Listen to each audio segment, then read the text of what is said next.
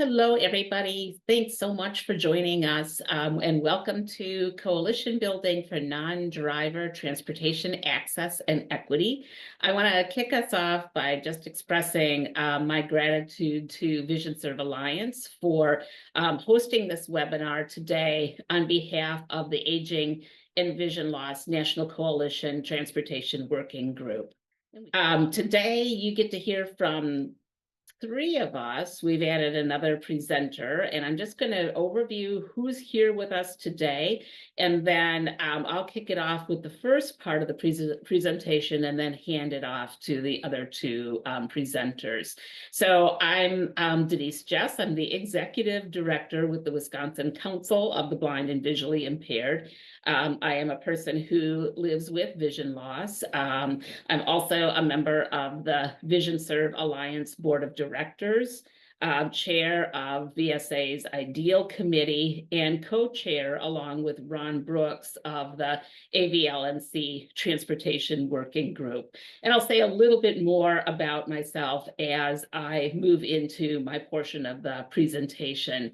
I'm so excited to do this presentation today with Anna Zieverts, and Anna will do a deeper dive intro when we move to her portion of the presentation. But Anna is with Disability Rights Wisconsin and the author of the book When Driving is Not an Option, and is a low vision parent herself. And then we have a third presenter who this all just clicked within the last couple of days.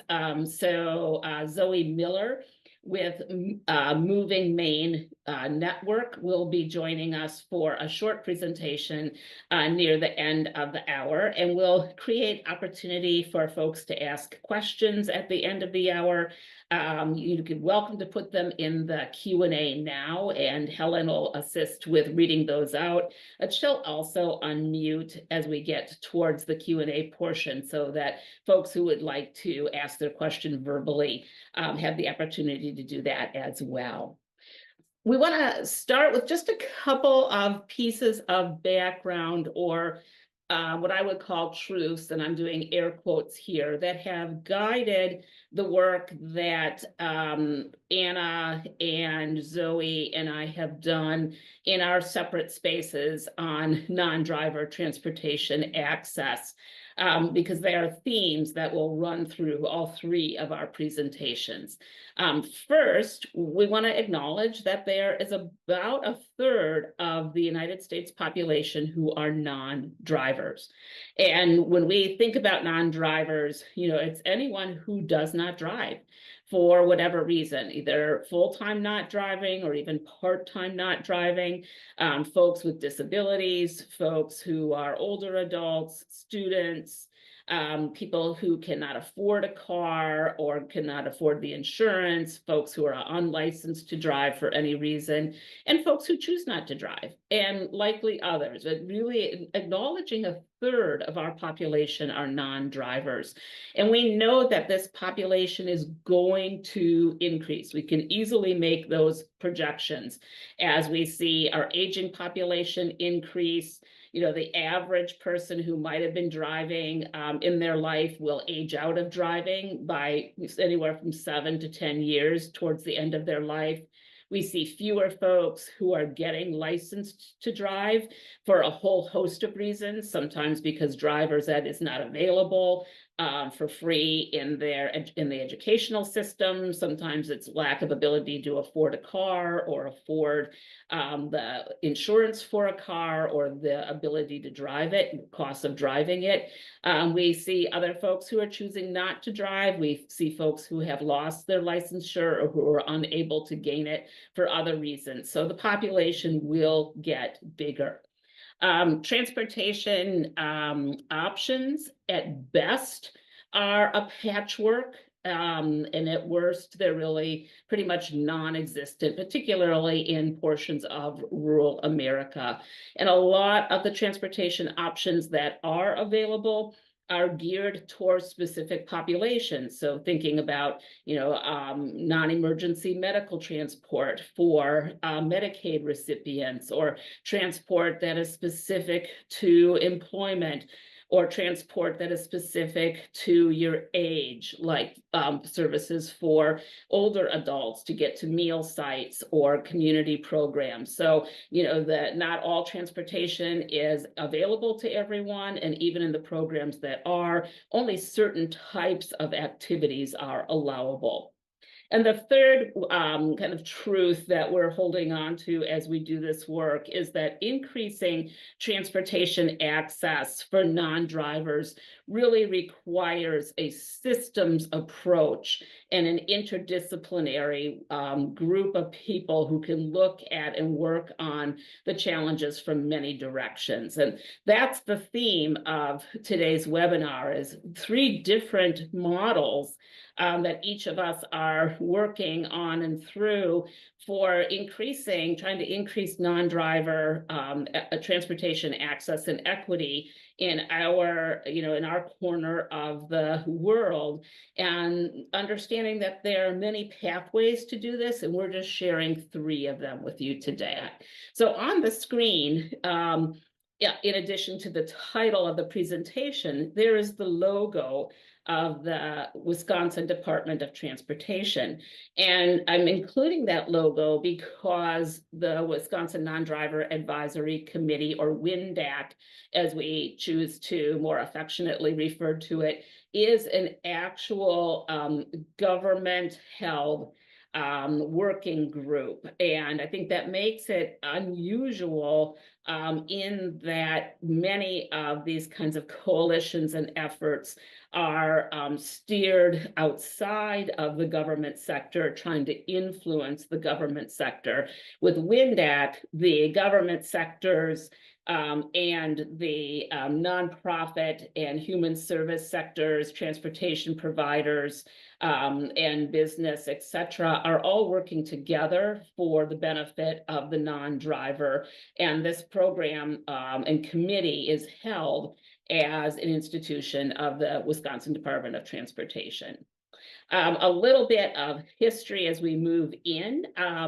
My organization does public policy advocacy. I'm the registered lobbyist for the Wisconsin Council of the Blind and Visually Impaired, and transportation access is one of our top public policy advocacy areas in the state and at the local level. And annually, I would typically meet with the Secretary of the Department of Transportation. I meet with legislators regularly. And one of the things that I observed in that advocacy is that those of us who cared about non-drivers from our different perspectives were coming to legislators with slightly different asks, slightly different stories, and at best, legislators were confused, and at worst, sometimes they would play us off of each other. Well, this group is only asking for this much money. Surely that must be an okay amount of money. Why are you asking for more money? And so what it became really apparent to me and to other advocates is that we needed to move more towards getting on the same page, and that we needed to have kind of a bigger movement than our individual organizations who were advocating for non-driver access. So in my meetings with the Department of Transportation, I started asking for something like WINDAC, a group that would be working collectively on better access for non-drivers. I started with a different administration, and they weren't interested, but I don't take no very easily. So when the administration changed, I went to the new secretary and asked for this opportunity. He was like, oh, that's an interesting idea. And other fellow advocates were asking as well. So then the next time we went, he was ready to have the conversation. He had the right people in the room. We had a really fruitful conversation about it. I didn't get a yes or a no at that point, but in a future meeting, it was announced that we would be forming this working group, the Non-Driver Advisory Committee, and that it would be sponsored by the State Department of Transportation. So one of the first things that we did in the group, I co-chair the non-driver advisory committee with two other individuals, one of whom works for the Department of Transportation, the other whom is another disability advocate. And before we even had our first full coalition meeting, we started developing a working definition of the non-driver.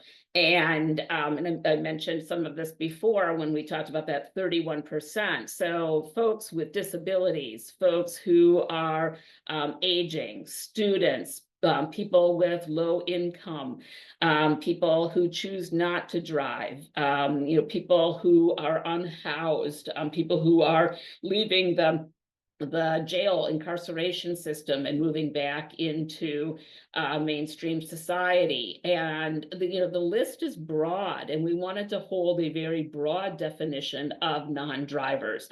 I think this is critical because it really shows how many people are involved and would benefit from changes in our policy. Sometimes what happens as individual advocates is we go in representing our particular group, me representing folks who are blind and low vision, and we're missing some bigger pieces of the puzzle that are really needed for the systematic policy change that we need. Yes, we need specific things to make transportation accessible for those of us who are blind or folks who are using mobility devices, etc. But if we don't have a functional system that has transportation options in it, then those other things really become secondary.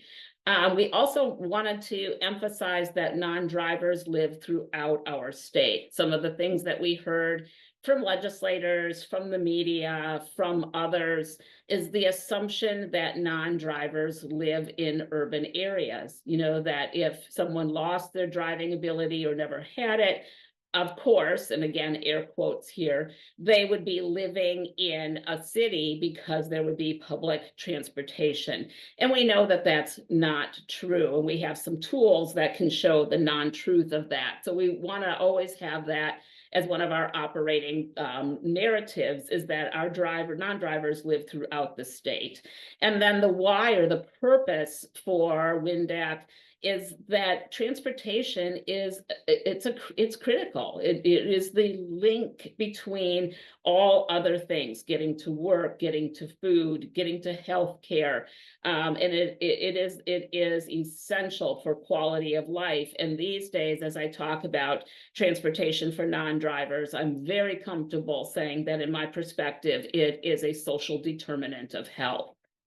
So a little bit about Wisconsin, just because I think it really points to, why we needed something like WINDAC.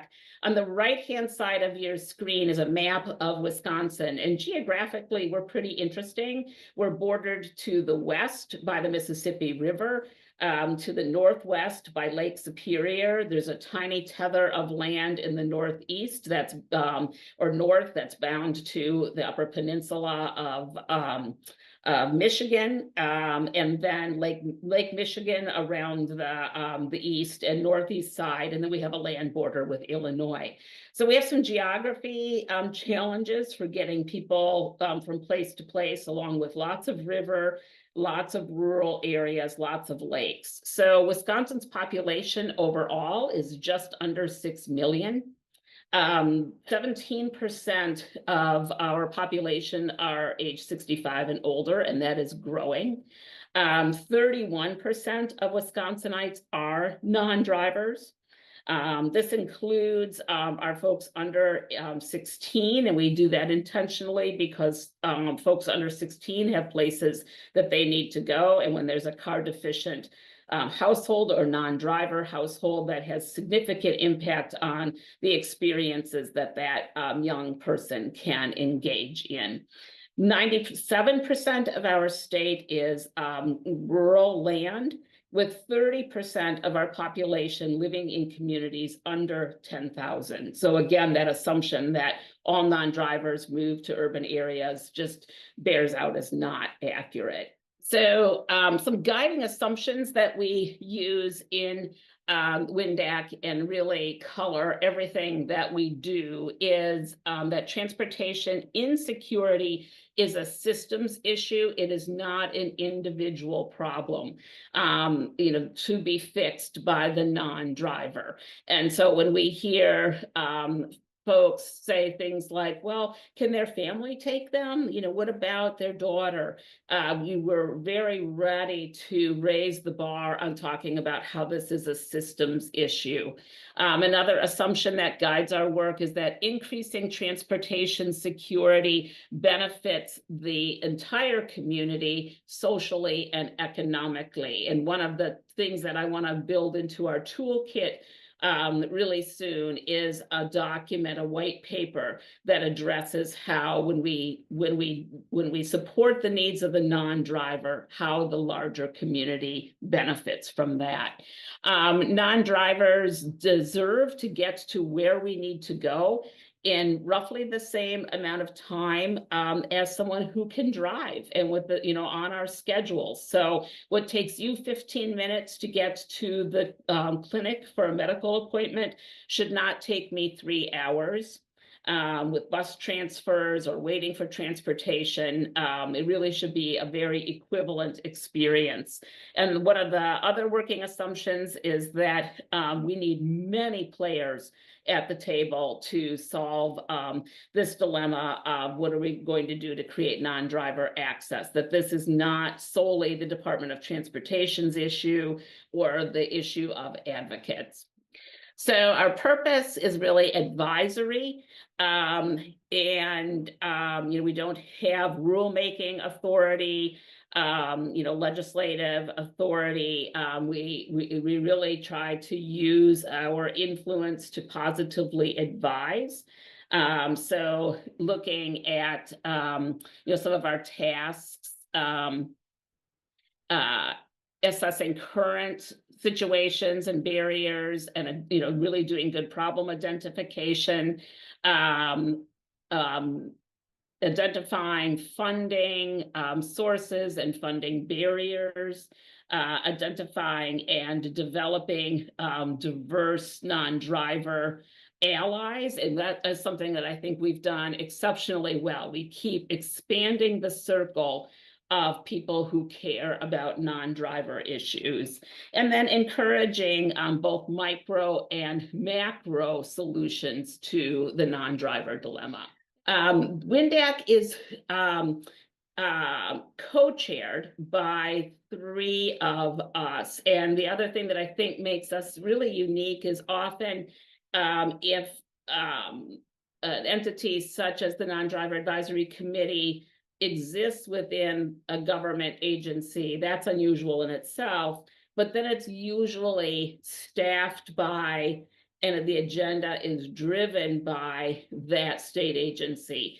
Our Secretary of the Department of Transportation, when he decided to move forward with WINDAC, that we can't be in our Department of Transportation's echo chamber. We really need outside perspective to help guide and steer this committee. So at that point, I was invited to co-chair, and my fellow co-chair is Tammy Jackson with the Wisconsin Board for People with Developmental Disabilities, who is their public policy and legislative advocate. And then a person from internal to the Department of Transportation from budget and strategic initiatives. And then we have 46 or so, we've gained some over time, 46 other representatives who serve on the Non-Driver Advisory Committee. And let's explore those. So we wanted to make sure, as we were developing who was going to be invited to serve, that we had representation from all state agencies who had transportation programs. So often what WISDOT hears is that, oh, it's a wheels on the bus thing, it's a road thing. So transportation really is only the Department of Transportation's issue or problem. And we really recognize that the Department of Health Services, with, overseeing non-emergency medical transport and other transportation programs, needed to be at the table, as did the Department of Public Instruction and Children and Families and workforce development and our veterans association. So they have administration. So they all have representatives at the table. We wanted local and county and state elected officials. So we have legislators, county supervisors, local elected officials who serve and bring that perspective. We wanted transportation providers. So folks from major transportation, like, Milwaukee Public Transit, but also smaller transportation entities, providers. And we wanted human service providers, folks who are working directly with people who need transportation to get to where they need to go.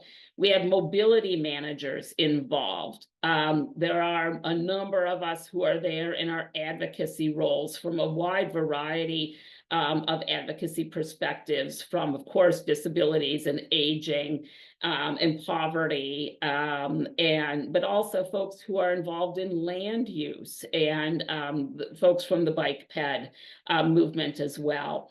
And then we wanted municipal and regional planning organizations to be involved, because they are often a powerful link between transportation and how land is used in a region.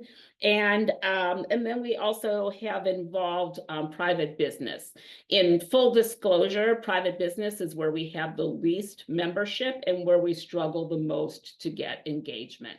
So what have we done? We've been meeting together for since June of 2020 was our first full committee meeting. My co-chairs and I meet every other week to both plan for the full coalition or the full committee meetings, and also to keep work moving between meetings. The full committee meets twice a year, spring and fall. We meet in large group, but then we also meet in small groups so that we can really roll up our sleeves and everybody can have a voice at the table. So some of the things that we have done to date is identify and prioritized a list of recommendations that would make things better for the non-driver. That becomes a very fluid working list. We refer back to it frequently to look at what are the next steps that WNDAC is going to undertake. We have recommended non-driver centered performance measures under the Transit Operating Assistance Program. So, right now, a lot of transit is driven by the federal funding and the federal rules, and we still need to follow those, of course. At least, in the near future. But how else can transit systems be responsive to the actual human beings who need to use them? And that led to some performance metrics that are being piloted through the Department of Transportation. And we've had transportation providers volunteer to be part of that pilot program, and we assess what measures are making a difference for the non-driver. We've identified the need for improved non-driver planning, and have really engaged our regional and metropolitan planners in that. And this has also led to the development of an ArcGIS mapping tool, which I'll talk about briefly in a couple of minutes, that really allows planners to see where are the non-drivers in their community, so that they are being planful in where they're putting bus routes, and where they're building hospitals, and where the grocery stores go, and where the dense housing goes, so that they're not guessing, but they've got an actual tool to help them do that. And then we've engaged land use planners to have the difficult conversations about, if you put the hospital here, people can't get to it unless they have a car. Or if you put the workforce housing here, then the very people who would benefit from it are now car dependent or can't live there because there's no bus service. So you're really engaging them in these conversations. Some of our other accomplishments and highlights are that we have really, I think, gotten such strong buy-in on the community at the committee at looking at things through a non-driver filter. And that was one of our first goals, that when folks came together, they were thinking about their programs and not necessarily always the people behind the programs. And so we did a lot of work initially to make sure that folks were really looking at things through a non-driver filter, whether they were a non-driver or not. And I will tell you, it's such a great sense of pride for me when I'm working in our small groups to hear people really advocate for and talk about what the non-driver needs are here and challenge each other. And, it's a very robust conversation. I think that has also really prompted high engagement. So even after nearly 5 years of this committee doing its work, we have excellent attendance, excellent engagement. If someone leaves employment and their seat becomes open, their agency is very quick to fill the seat so that they have a place at the table. There's high standards. We've set higher standards for pedestrian safety and bicycle safety in our state. We hadn't seen an updated bike PED plan since about the turn of the century, quite literally. So, 1998 and 2002 respectively. And now we're almost done with a combined active transportation plan. And the developers of that plan really took WINDAC to heart, and they put together a very diverse steering committee, of which I had the honor to serve. And then they did a ton of public outreach so that plan really reflects the needs of pedestrians and bicyclists in the state. We have seen in our organizations and agencies that are not transportation first, they've really implemented this non-driver centric perspective. So, organizations that used to make people come to them to get business done, have realized, wow, that is creating a hardship for the non-driver. So how can we think about this differently and maybe do more things online, by telephone, that correspondence. And we've pushed them to make sure that in a state that still has spotty broadband, that they're doing things in a way that now don't exclude a different population of people, and also pushing them to make sure things are accessible so that those of us who use access technologies can participate. And we've also seen increased collaboration between state agencies and nonprofits, for example, on the transportation equity issue. So last couple things I want to share a little bit about this ArcGIS tool, because I actually just see it as a really powerful game changer. So people who are way smarter than me know how to make mapping tools and mapping tools that are really functional. So our Department of Transportation built this interactive mapping tool where they've used census block data, census tract data, and DMV data to identify where the non-drivers live in the state of Wisconsin, broken down into census block. And then you can take a look at that and see where those non-drivers are. And then you can put in other mapping layers. So if a community has a mapping layer with where all of their bus stops and bus routes are, you can put those two things together and you can see, wow, are we doing a good job of making sure our bus service is available for non-drivers? And one of our communities, when we were in the beta phase of the mapping tool, we pulled up one of our communities, looked at where the non-drivers were, then put in the transportation overlay and went, whoa, The bus stops were on the other side of the river and not serving the part of the community that had the highest number of non-drivers. And it was like, wow, there's some advocacy work to do on making sure that bus is available. I've seen other folks use this tool when looking at how they're going to use resources. So the city I live in, Madison, used it to look at where they were going to put crossing guards by the schools. And they noted that there were communities with high levels of non-drivers and knew that parents would have their kids needing to walk potentially more than neighborhoods where there was a lot more car availability. And so we increased the number of crossing guards in those communities.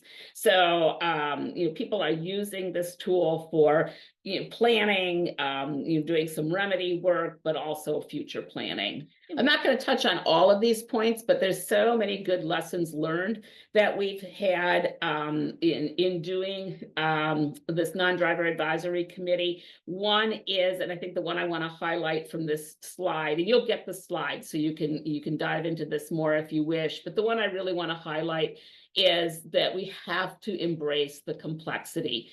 We have, for about the last 100 years, since cars became more readily available, equated car driving with prestige, and owning a car, driving a car. We've built our transportation systems around the assumption that people have cars. And so we have a system that really has not been built for the non-driver. So fixing the system with one little program or one simple solution is not going to cut it. This is really, we have to embrace the complexity of it and really work towards more complex solutions. And in doing that work, really find the low-hanging fruit and then the long-term work so that we keep engagement. This quote is from our former Secretary of WSDOT, Craig Thompson, who was really our champion when we went to him and asked for the non-driver advisory committee. And he is quoted as saying, a key insight that's come out of WNDAC is that when we improve mobility options for non-drivers, we are really improving the quality of life for everyone in the community. Craig has recently left the department, and we were all a little nervous, like what would happen to the non-driver advisory committee because he was such a champion. And our new secretary, first female secretary of transportation in the state of Wisconsin, has affirmed both privately to us and publicly that the non-driver advisory committee will continue and will continue to flourish. So in doing its good work. So I could say more because I feel so passionate about it, but I really want to give verbal space to Anna. And I heard Zoe join as well. So I'm going to turn the reins over to Anna to share with you about the work she's doing in Washington. Thanks, Denise. Thanks so much. It's great to be here and really excited to be part of this panel with you and Zoe to talk about how some of this non-driver work is happening around the country. So I'm going to take a second and share my slides, and I'm going to get up close to the computer screen while I do that because I am low vision as well. I have a condition called nystagmus, and so that's why you're going to see my face nice and close here while I get this going. So the first question I like to ask people when I'm talking to them, and just a little bit more about who I am. I'm here today as an author. I wrote a book called When Driving Isn't an Option, Steering Away from Car Dependency. It was published by Island Press this year, and I will share a link to it at the end. But my day job, I also work for Disability Rights Washington. I think Denise said Wisconsin. I very much wish I lived in Madison sometimes. I got to visit Madison a couple of years ago and I loved it, but I'm in Washington State. So anyway, I like to start when I'm talking about non-drivers to really ask people to think about who in their own lives they know who can't drive, can't afford to drive, is too young to drive, is aging out of driving, can't drive for other reasons. And if that's your own experience, thinking about, who else you know. as well. Because I think, what Denise was talking about a second ago, that percentage of non-drivers, when you tell people 30% of the population are non-drivers, you get a lot of pushback. People don't believe it. And I think partly is they're not thinking about who they know in their own communities and their own households and their own social circles who doesn't drive. And also there's, if you live in a well-to-do area in the suburbs, the reality of who you know in your social circle might be different from the reality in other places that are, lower income places or that are more rural or tribal areas. Where there are more people of color and more immigrants.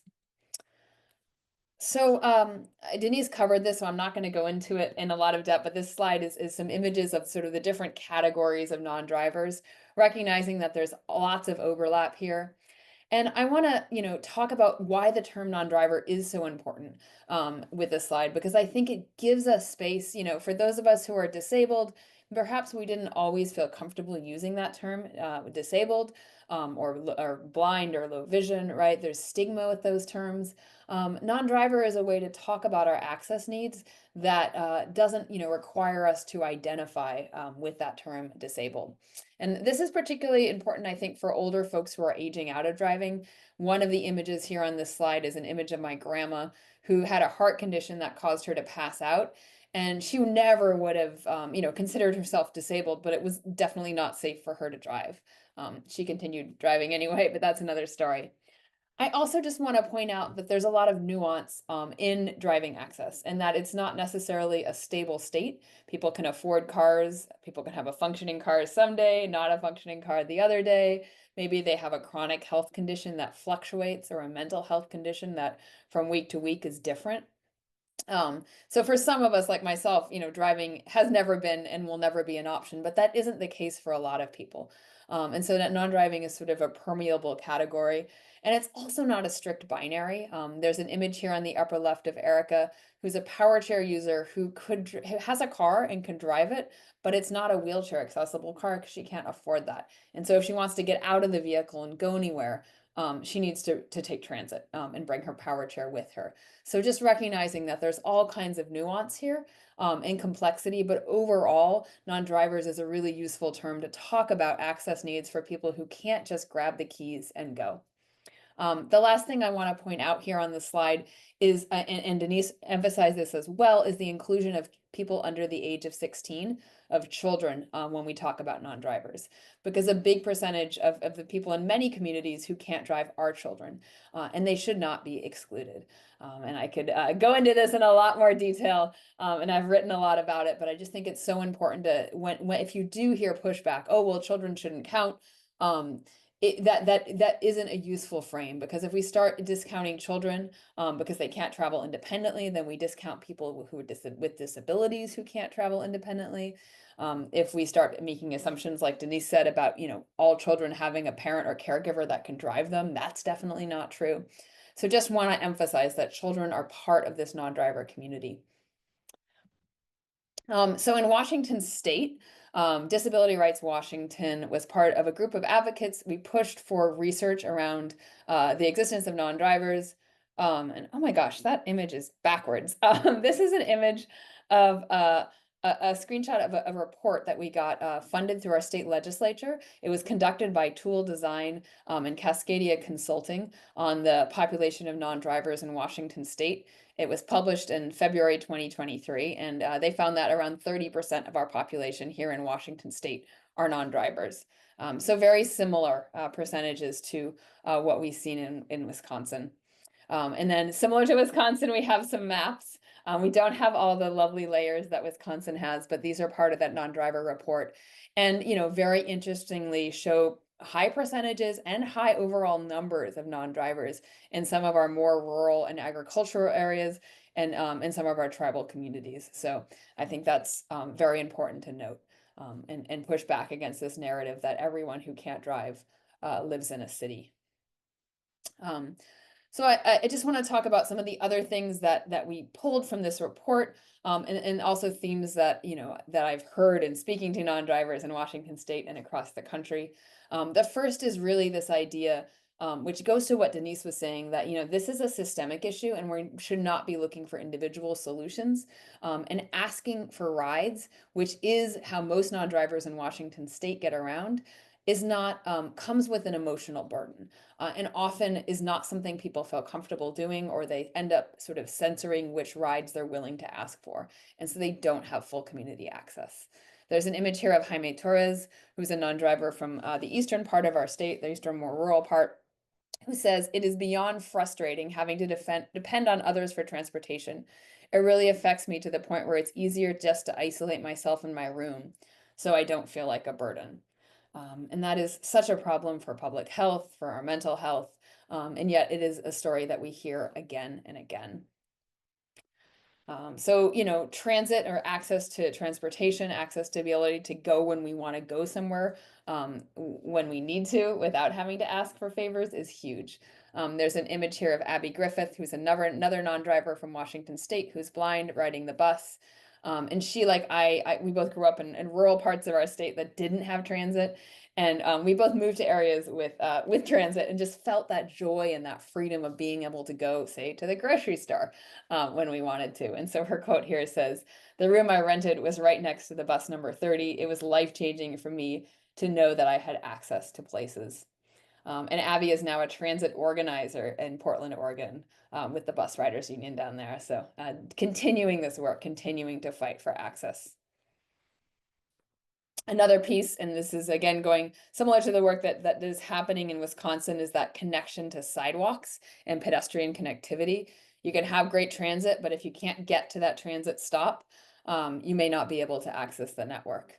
And so there's a quote here from Tanisha Sepulveda, who's a wheelchair user, power wheelchair user in Seattle, who in the picture here, she is rolling in the street because the sidewalk is missing curb ramps. And has all these cracks and bumps. And she says, "It is even less safe for me to be on the sidewalk when the curb cuts are not in place, or there are dips in the cement, or roots have lifted up in the sidewalk or gravel." And so, we need to be thinking of transit as part of our sidewalks, as part of our transit network.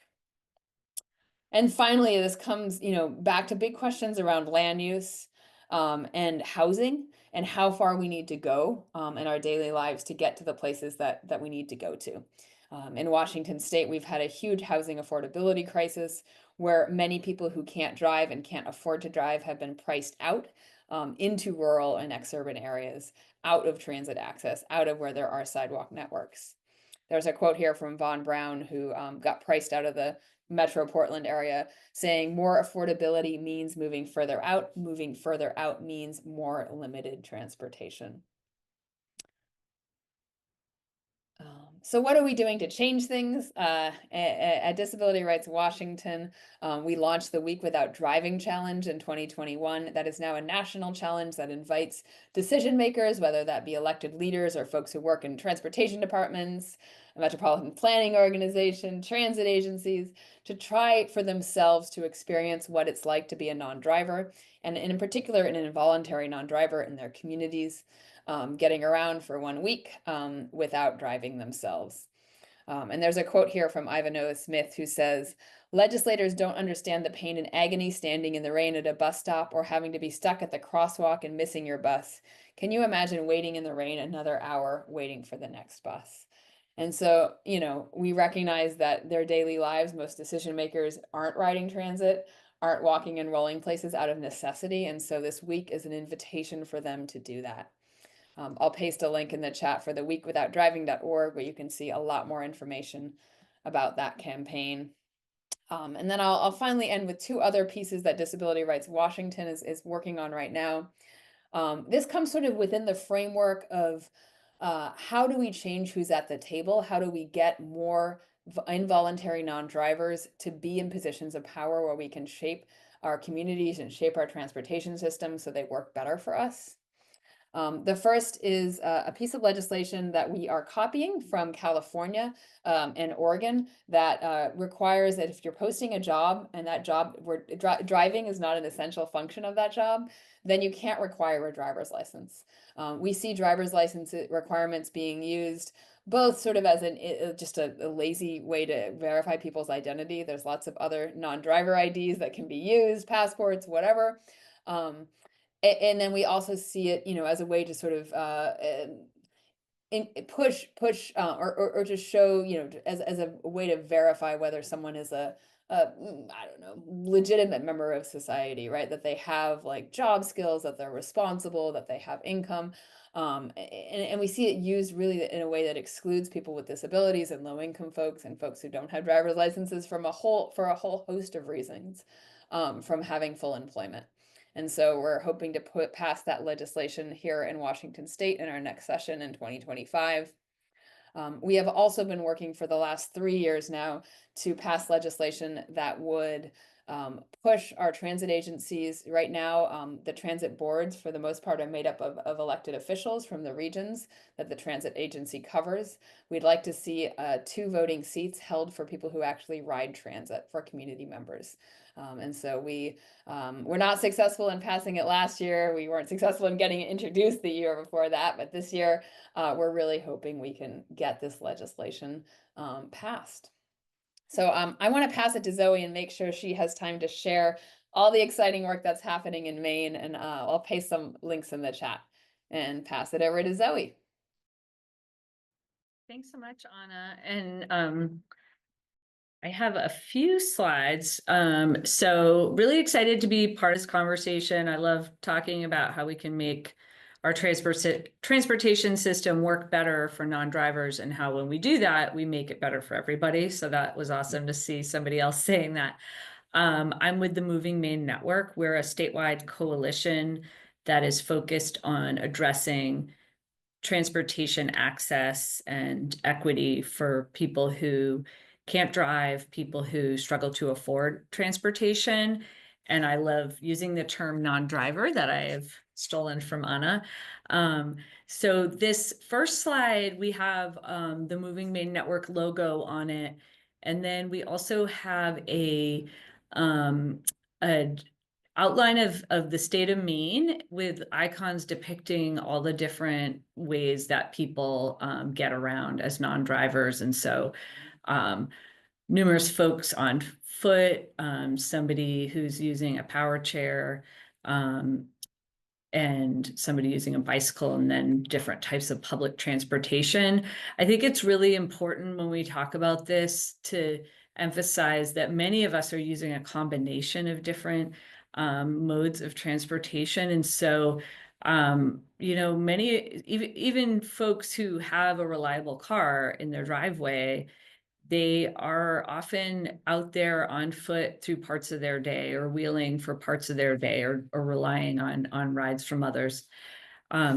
So I'm just going to share a little bit about the work that we've been doing. So we really see our work as building a movement, and we think of it in terms of pulling in people from all the different identities and perspectives who care about the issue of having a better transportation system, and one that works better for all people. We do that through relationship building, coordinating between different stakeholders, and organizing. And so a couple of things that are really important to what we do, and we have this flower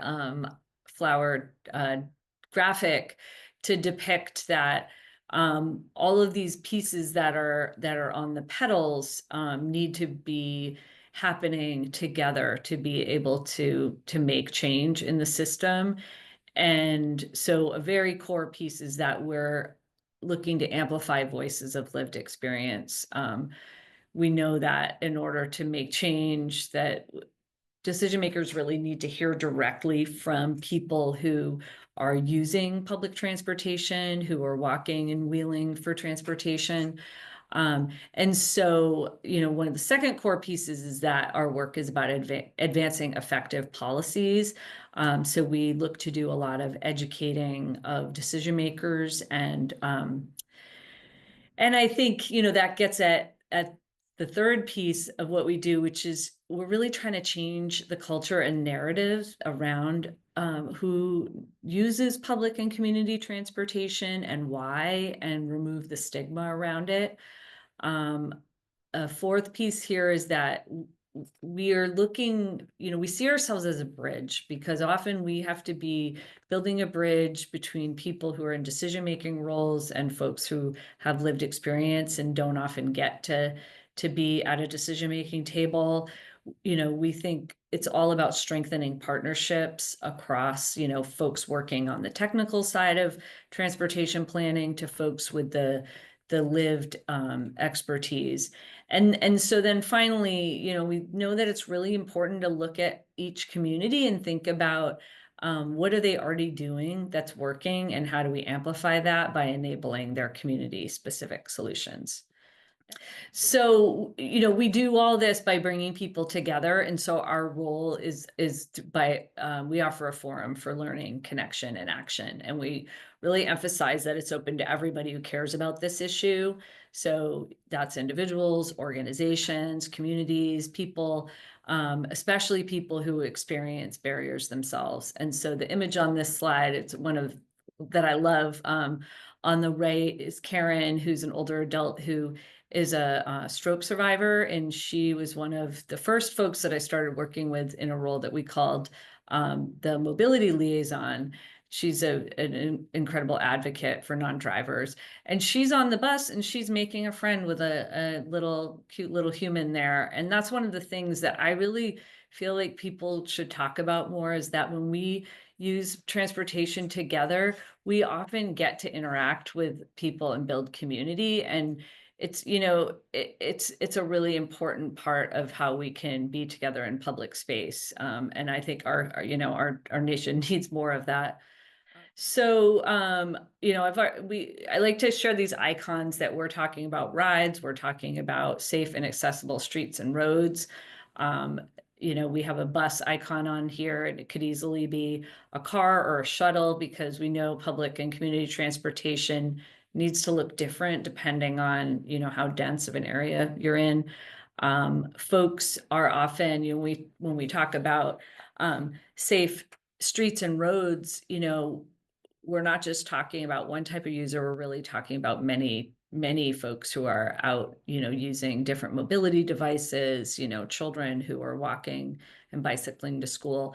And then underlying all of it, we're looking to create policies and practices that can impact and benefit the most people. So finally, just a couple things that we're working on in terms of building, making change here in Maine and building a movement around it. So we are working on putting together a report called Try to Imagine That It's You, How Transportation Barriers Are Hurting Maine. It's a data and story collection project. And for that project, have been collecting statewide data on transportation insecurity. So that's a fairly new tool that has 16 questions and gives a picture of how transportation barriers are limiting people's access to the important, what people talk about as the social drivers of health, and also how it's impacting people's health and well-being. We've also been pulling together different data to create that picture. When Anna said earlier that she found a lot of decision makers had a hard time to believe that it's 30%, we found the same thing. And so we're pulling together our data to be able to create, to really educate on how many people it is in Maine. And we're pairing that with stories. So we've done listening sessions, and I'm beginning to analyze the themes to put this together to share with decision makers. And this is a pretty messy graphic here but this is just all to say that we did listening sessions across Maine. The idea was to bring people together virtually over the course of 8 different sessions to really get to hear, putting people with lived experience at the center of the conversations. What are people actually experiencing? And it was amazing. We had over 300 people attend those. And then this is the graphic for our summit, where Anna was with us here in Maine to be one of our keynote speakers. We had an amazing day where we had about 80 people gather to talk about transportation justice, and really to build that kind of energy that I think people really need to keep up the work. I think we're working against status quo. It's tiring, so we need each other. We need to come together and build up one another's spirits. Oh, and sorry. So just real quick, Mainers, what we've been hearing so far, surprise, surprise, is Mainers want easily accessible mobility information and support. They want to see sectors coordinating with one another so they can have safer walking and wheeling, so they can have community-based solutions that can be sustained. We're seeing often mutual aid programs that are amazing. They need support. And Mainers want a real voice in transportation decisions. Zoe and Anna, oh my gosh, thank you so much for both of what both what you both brought to our conversation today, and for our folks attending. You just heard from the three of us of three different pathways to work towards greater access for non-drivers. There's a lot of overlap in what we shared and a lot of uniquenesses as well. So we have just a couple of minutes left. I've been monitoring the chat. Anna, thank you so much for sharing resources for the week without driving. And I am not sure, Helen, I'll ask you to assist if there are any questions embedded in the chat or questions in the Q&A. And then we can also open it up if there are folks who would like to ask any questions in the couple minutes that we have left. Sure. I think this is Helen with Vision Serve Alliance. We have a couple of questions that were answered in there. One of them was regarding Anna's book, and it is available on Kindle and the bookstore. She also put the link in there because it is on sale right now at Island Press. So we will make sure that we pass along those links to you guys, as well as all of the materials today. And then one person had a question about what was the week? Is there a designated week for the week without driving? Is it a particular time of the year? Yes, so it just wrapped up this year, September 30th through October 6th, and we have set the dates for next year, and I don't know them off the top of my head, but it's around a similar time of year. So I believe it's the very first week of October next year. And Anna did include the link to that website, so I will send that along as well. We have a couple people with their hands raised, Karen Joyce, and then Montrese Payton after that. And you guys, I have given you the ability to unmute yourselves, so feel free to ask your question. Hi, I'm in Warren, Michigan, just outside of Detroit, and this is all fascinating me. And I've been legally blind since 1996 from diabetic retinopathy. I'd like to know how I can, if there's tools available to me to get something like this started in Michigan, like what's going on in Maine and Wisconsin and Washington. I can kick it off, and then I'd love to hear from the two of you as well. So this is Denise from Wisconsin. How we started was really, first of all, strengthening our relationships among those of us who are advocates, and through our organizations. So if if you have an organization that you are either connected with or care about, getting them engaged in transportation advocacy. Once we kind of got on a similar page among those of us who were advocates, then that positioned us really well to go to our Department of Transportation and to advocate for the Non-Driver Advisory Committee. So, that's one pathway in. I think there's, Anna's book has got great data in it that is US driven, starting to use that as talking points. I'll mention that one of the things that we're going to do on the Non-Driver Advisory Committee is create a toolkit of like documents and talking points and things like that. It's not ready yet, but it will become available. And the Non-Driver Advisory Committee has a website. If you search Wisconsin Non-Driver Advisory Committee, it'll bring that up, and it's worth monitoring our site to see what ends up there. So Anna and Zoe, let me turn it to you to see what you'd add for Karen.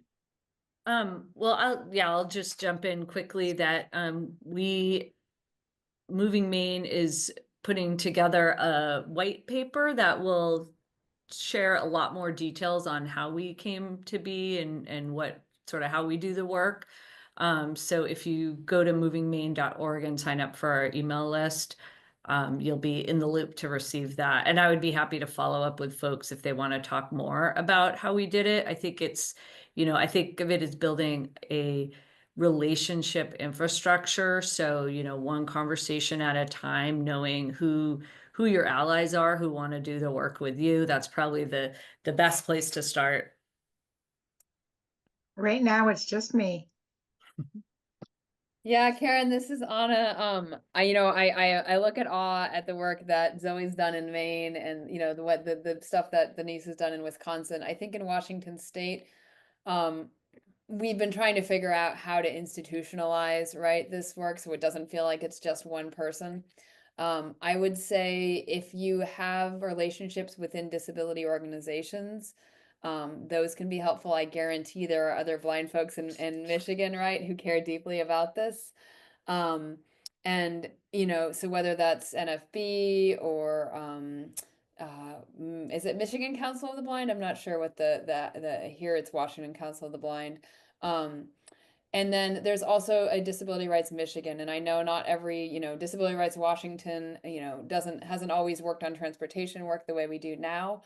But definitely, as an organization that sets priorities based on community input, if there's community input that transportation access should be a priority, those priorities can shift. So I'll happy to touch base as well. I can put my contact information in the chat here, and would be happy to try to connect you to some other folks in Wisconsin, who might, in Michigan, who might be helpful. Thank you. Somebody put in the, Karen, just very briefly, somebody put in the chat or somewhere, I just heard it. And this is a great idea too. If your community is doing anything on safe streets, so like in my city, we have a very robust safe streets program, Vision Zero program, which is, zero pedestrian or traffic related deaths. Getting plugged in as a community person in those movements also is a great door opener and a way to find people who are like-minded. So I'd really encourage you to check out, what's happening around safe streets and pedestrian safety in your area. And I've heard some other questions in that come through too. I think Montrese is unmuted. Yes, I am. Hi, everyone. My name is Montrese. I'm the Director of Inclusion at American Printing House for the Blind here in Louisville, Kentucky. And I am so completely grateful for this webinar right now. The timing is absolutely amazing. I am a new resident here in Louisville, originally from California and Houston. I relocated for the job with my kids, and this topic has been the main thing everyone has heard me just completely complaining about. Mainly because, and I'm not sure if you all are familiar, I'm not sure if there's any other participants who are on from Kentucky or Louisville, but there is a crisis with transportation, public transportation here. What's that? Can you all hear me? Yes, we can. Okay, so are you all familiar with what's happening? Well, at least I know in this state and definitely in Louisville. I'm not sure if it's happening everywhere, but our public transportation TARC is the bus transportation as well as TARC 3, which is like the access transportation for people with disabilities, and it's the funding is being cut by 50% next year, and so we at the American Printing House for the Blind work many of our union employees who also are non-drivers. I love that term, by the way, Anna. I also think I found you because I tend to LinkedIn stalk people. So I'll be reaching out to you for sure. But we're facing this issue right now, and it's just so completely relevant. Everything in regards to your white papers and the toolkit that was mentioned for support on how to get one of these initiatives started in your state is extraordinarily relative. And I just wanted to say thank you for noting that. I was just honestly wanting to ask if you all have heard about any of these, or if you know about any sort of initiatives like what you're doing across the country, particularly in Kentucky, because I know that I personally need to get connected with those as soon as possible. If not, then I'll follow up on the back end, emailing probably each of the panelists to see how I can become involved and get some things started here. I hope that makes sense. And thank you for the time to speak.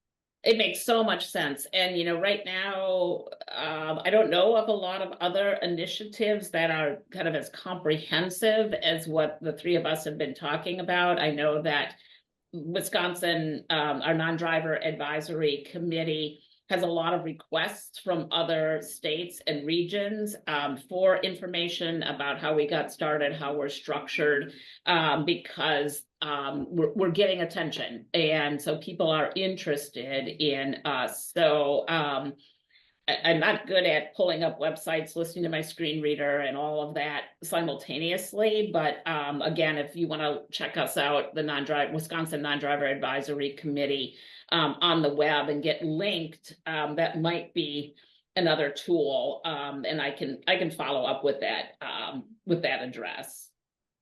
That's perfect. Thank you so much. I'm going to drop my email in the chat. That's awesome. And Trace, can I share one piece? This is Anna. I was Oh actually gosh, yes. in Toledo last week, and it was really cool because their transit agency there is doing really exciting work, and they have a GM who is just like the culture there. I've never been in a transit agency where people were so excited to be making big changes and making service so much better. And I was like, how did you get here? And it turns out about 4 years ago, the system basically went bankrupt, and faced huge cuts. And so I was asking him, well, where in the country is going through what Toledo went through about 4 years ago? And the place they said was Louisville, Kentucky. So I have heard of it.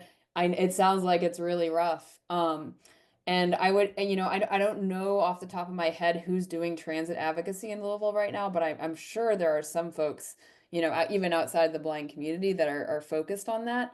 And I know that, other transit agencies are looking at Louisville right now and really want to make sure that doesn't fall apart. So, yeah, feel free to email me and I can try to connect you to some folks that I can reach out to. But I'll put the link to the Toledo agency in the chat here just as an example of a place that things went really, really rough there for a while.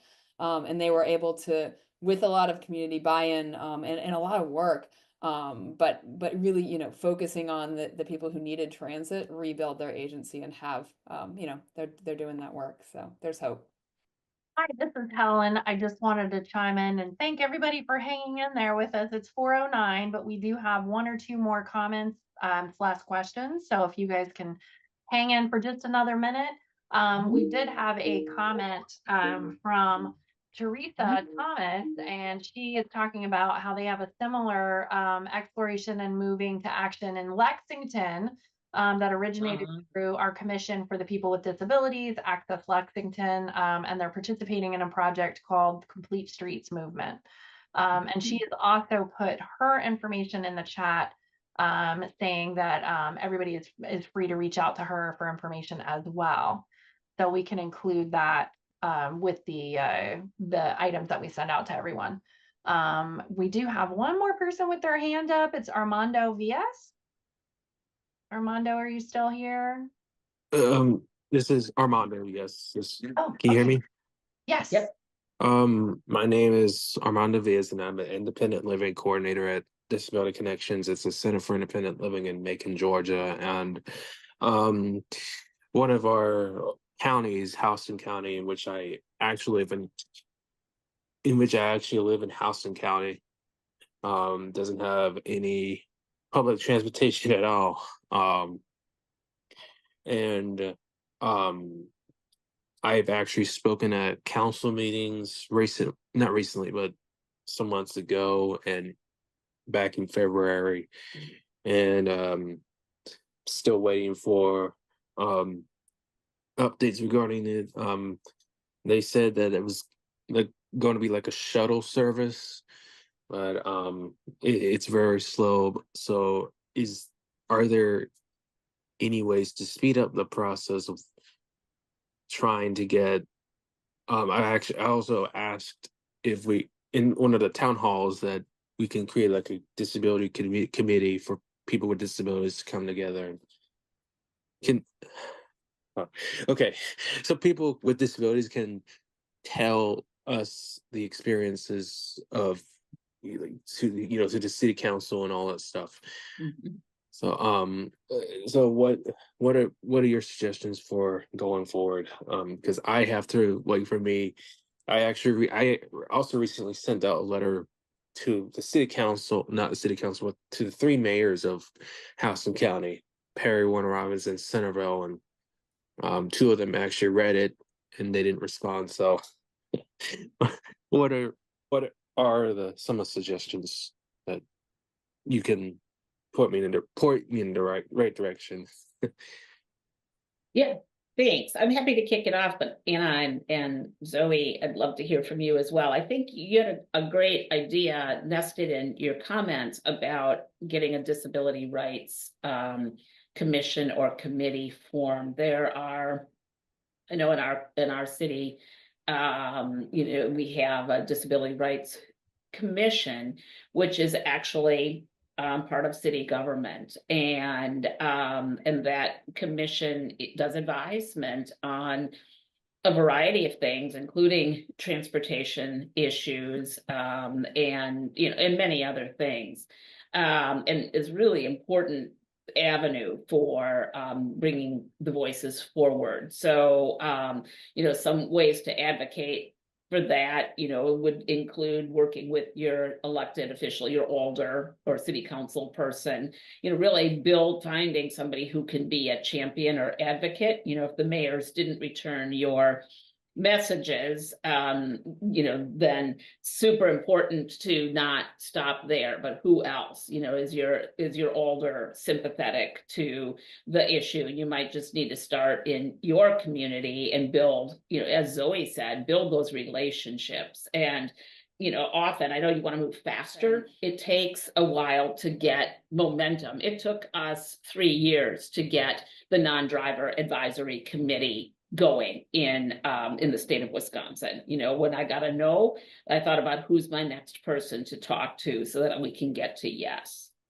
Yeah, Armando, this is Anna. It's great to hear you're connected to the Independent Living Center. I know they're doing a lot of new organizing work in the South right now, but New Disabled South is another organization that you might want to check out. But yeah, I think everything Denise said there is good advice. Yeah, and this is Zoe, and the one thing I would add is that depending on where you live, there may be a regional planning agency or a metropolitan planning organization that may be receptive. They are required to do equity assessments. They are required to have civil rights plans. And I think that reaching out, looking up to see who are the people who are on their committees, who are the staff, and putting yourself out there. And I would just say, Armando, just keep doing it, because it is, it does feel discouraging when you don't get a response, but I think I don't have, to tell you that you are speaking for so many other people when you speak out. And so the fact that you're willing to do it is so valuable, and to just, just keep doing it, because it's, you're doing good for lots of people.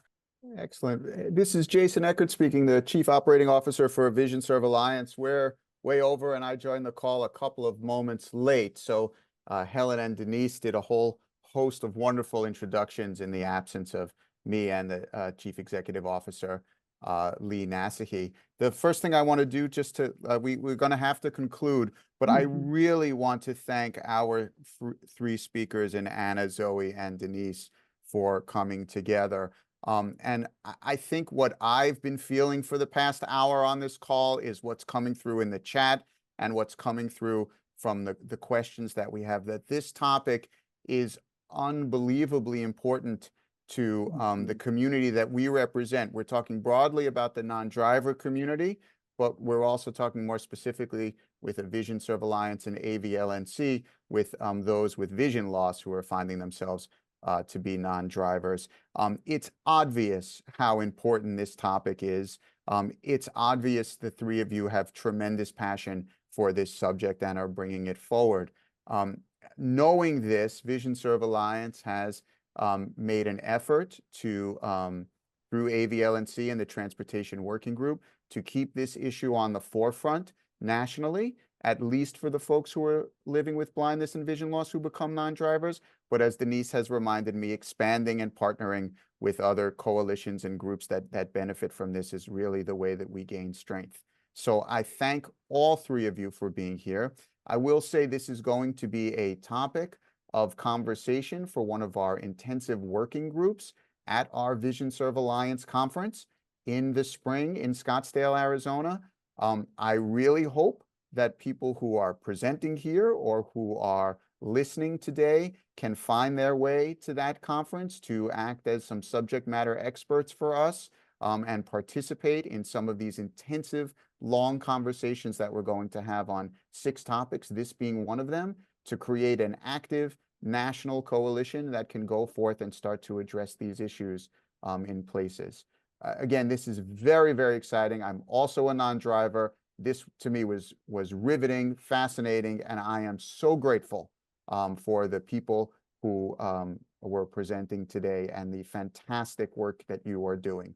Please, please keep it going, and let's work to build broader national coalitions together. That's what Vision Serve does, and this has been an outstanding webinar for that. I thank you all very, very much.